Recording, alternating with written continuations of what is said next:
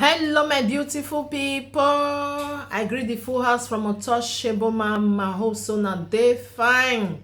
Una do well, so una tell they help me tell they share, comment, like. God go bless una. I appreciate una well. My people, this video where I go put for una wanna watch. Na about one of our lady, our sister, wey dey for Germany. Na wetin happen to her. The time where she dey from Italy, they go Germany. She now go hear everything wey happen to am because when she dey come from I see this video for TikTok now say me I bring am come. Most of us we go still learn more about wetin happen to am, especially those people wey just dey want make dem comot from maybe from Italy dem wan go Germany, or from other country dem wan go Germany. I know say because of all this all this benefit, people dey go there and work still dey there, so people dey run dey go that side. So this our sister, when she dey go from Italy dey go Germany, e say e get paper. That is the paper, it be like say e make small may expire or e don expire, so she use am enter Italy. She use am enter Germany, sorry, because na from Italy na she dey go Germany, or dem see am for im hand. Una go still hear from her when she go dey talk about the issue wetin happen to her. So she can't get belle. I just dey cut the story short, but una hear I put the video now, una watch am. So when she can't get belle, she get her daughter, she can't born for there. Now no say Germany na very straightforward country. They not be like other country like that. So they can't give her daughter paper. So her own now they can't reject her. They not give her paper. So can't take lawyer. Now no lawyer to take lawyer not be saying na small money. So e come take lawyer to fight everything to make sure say she go get her own paper also. She's since she don born for the land, you know. So after that one, then they still come reject am. So now lawyer come tell am say, my people now go hear everything. Then the lawyer come tell am say, wetin you go do, because na know say when they reject you one second, they'll come tell you the wetin you go fit do. Say the content say okay, you fit stay for this country for 6 years. We not go give you benefits, we not go give you documents. And that 6 years, if that 6 years don't pass, we fit give you, we fit not give you, we fit take you go Nigeria. No. So now the content so or you go Nigeria, go Nigeria, go fight for your visa. That is Germany visa to come back again. It go be like say you come afresh, you know.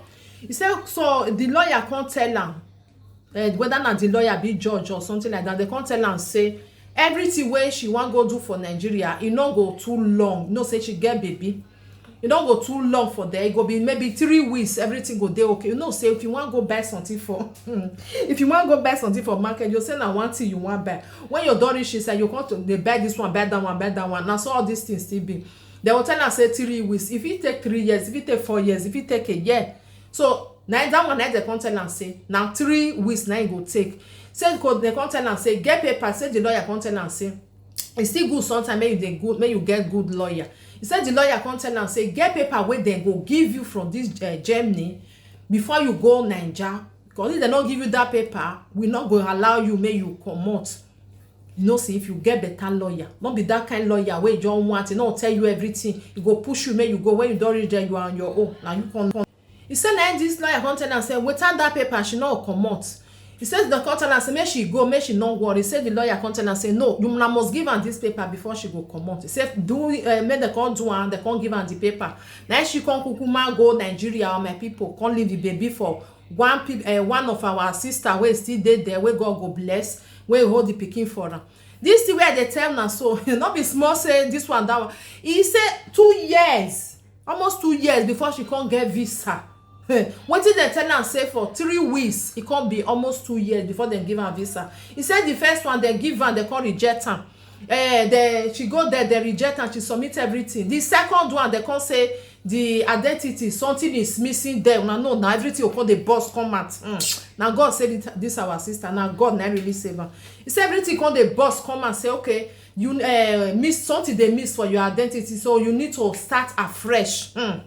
start afresh. Now she come kukuma start afresh again. From there, then they come dey battle everything. Oh my God. As I dey watch the video, I say, this girl, you really try. This lady, you try, because if you no get that mind, hypertension go you for Naija. No be lie, and small money go still dey your hand. I believe say get people for this side where they send money go dey give am. E no easy to come from abroad. You come stay for Naija for almost 2 years. Now she stay she stay Nigeria before they come give am say take your visa.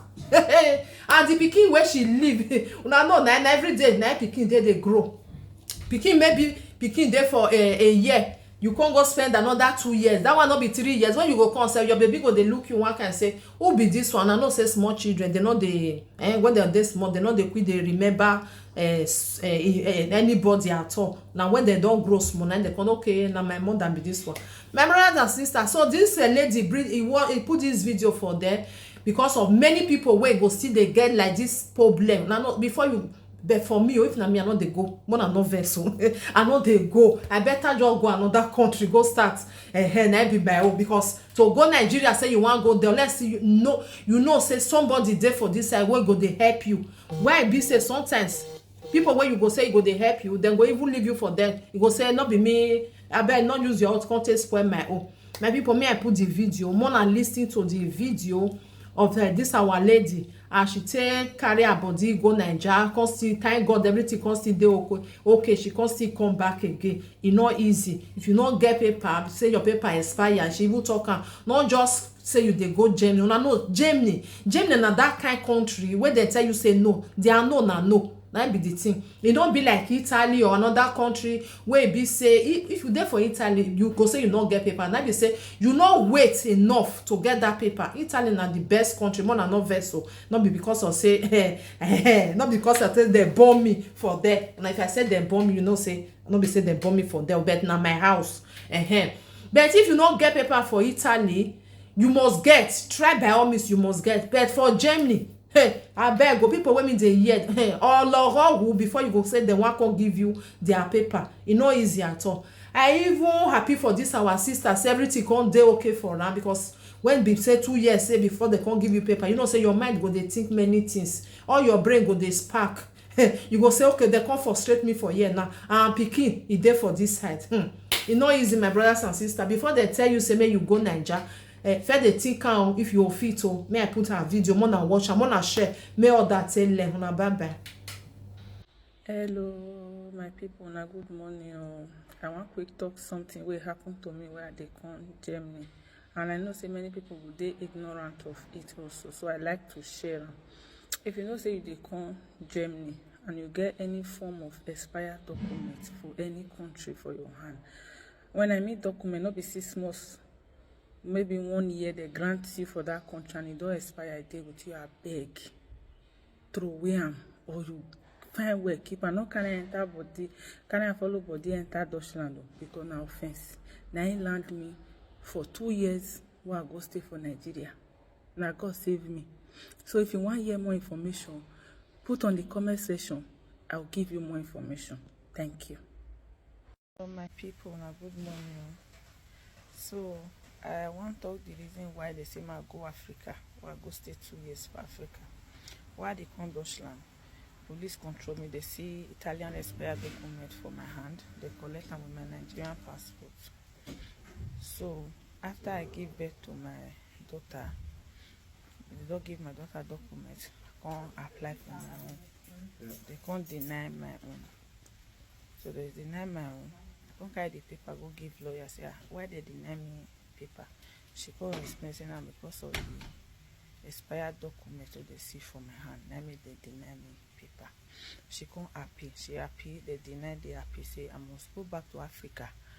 Go come with visa before they go give me resident permit for year. Or I stay 6 years without benefit, without document. If I say 6 years complete, or give me document.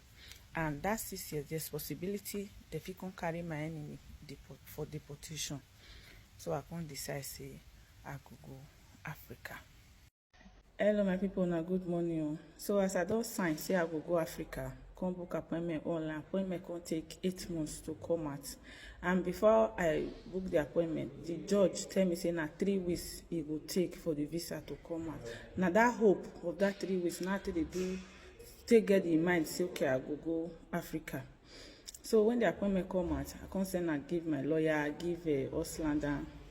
My lawyer come say okay, get paper where they go give me. They not give me that paper, I no go come out for Deutschland. So I can't go Auslander, go request for the paper. They can't say no. They'll send her for my lawyer. They go. My lawyer say no. They must give me before I come off for Deutschland. So they can't say okay, ma go buy tickets. If I buy ticket, ma bring and they'll give me the paper. So I can't go buy tickets. Go give them. They can't give me the paper. Then the appointment, they say I go pay 150,000 for verification, 70 euro for the visa and other documents where they need. Everything done ready. So I can't go Nigeria. So I reach Nigeria. On my appointment day, I can't go embassy, go do submission. They asked me a few questions. They said they'll get back to me. So after 2 weeks, they come write my lawyer say, my identity no clear. My lawyer come tell me, say, they say my identity no clear. She can't they work on the identity. After they clear the identity, they can't send, after 4 months, they can't send person as like lawyer where they work with them. They can't send and call my family house. They can't check, ask my mama question, ask my papa question, ask my sister, ask people like people where know you, where for Nigeria where know you, where 3 people where know you. They go ask them.